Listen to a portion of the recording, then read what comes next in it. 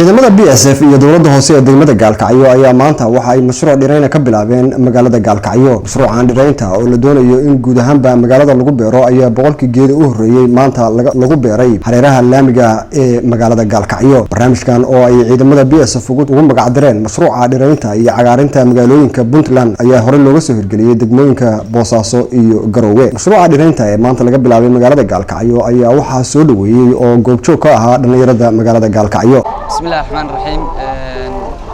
umada Soomaaliyeed dhamaanteed waan salaamina gaar ahaan umada reer Puntland waxaan joognaa magaalada Gaalkacyo waxaan ka midnahay dhalinyarada reer Gaalkacyood waxa halkan laga wadaa saa u jeedaan mashruuc dhir beeris ah oo guud ahaan magaalada Gaalkacyood mashruucan waxa wada ciidanka BSF ta iyo sidoo kale gobolka Mudug oo ugu horeeyo duqa degmada Gaalkacyo Maxamuud Yaasiin adaan nahay dhalinyarada Gaalkacyo waan u baahanahay dhirta sababta dhirtu waa nolosheena waxaan bulshada reer Gaalkacyood ugu baaqaya inay ka qayb qaataan mashruucan soo dhaweeyaan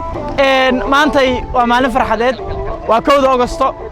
1 August oo markii ugu horeysay oo Gaalkacyo ay ka qabsanto iyada oo noocaan oo kale ku soo aaday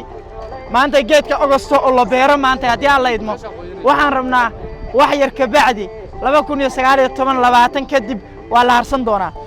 geedkan dadka uu sahlanayaan laakiin runtii geedku waa waxa ugu muhiimsan oo nolosha bini'aadmiga hadii geed la waayo nolosha ma sii jirayso dhalinyarada waxa laga rabaa geed in la beero waa ku faraxsanahay waxaan ugu jeclahay waxyaabaha shaqooyinka la qabto geed la beero bulshada Gaalkacyana waxaan leeyahay waa fursad fiican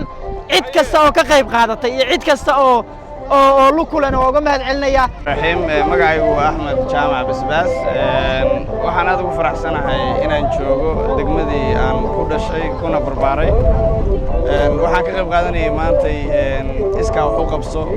iyo bilicda iyo qurxinta degmada waxa weeye degmada anaga ku dhalanay dadka shacabkaana ay mas'uuliyad saaran tahay inay meesha iyo hoygooda iyo meeshay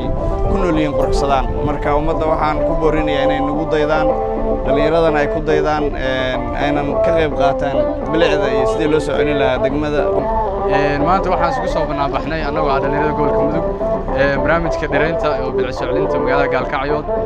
runtii maanta barnaamij aad u qiimo badan baa noo qabsoomay bismillaahir rahmaanir rahiim mashruucan hadda saaka bilowday oo ay dawladda ay ka qayb qaadanayso aad baan ugu faraxsanahay maadaama aan dhalinyarada baaweynta Gaalkacyo aad baan ugu faraxsanahay horta dhiraynta dhulkeena aan dhiraynayno maadaama ay bilicdii dhulkeena aan ka shaqeynayno ummad kastana waxay horumar ku gaartaa dhalinteeda oo ka shaqeysa horumarka dalkeeda waxaan salaamayaa hay'adda BSF oo maanta ugu deeqday magaalada Gaalkacyo geedaha ka bilowday annagoo ah dhalinyarada iyo sportska gobolka Mudug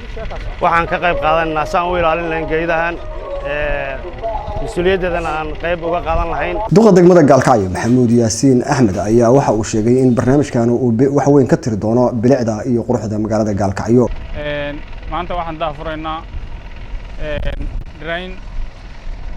laga soo bilaabay hotel Suugle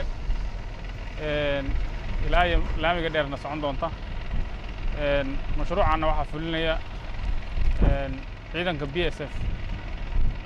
oo soo waday mashruucan kana soo bilaabay magaalada Boosaaso Garowe Gaalkacyana maanta looga daafuray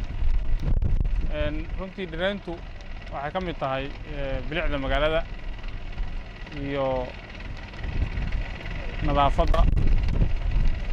iyo ilqabowsiga haddii qof walba geed beero magaaladu dhir bay noqonaysaa waxa xaqiiqo ah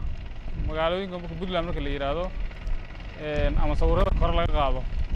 Gaalkacyo inay tahay magaalada ugu geeda badan laakiin kuma filna geedahaasi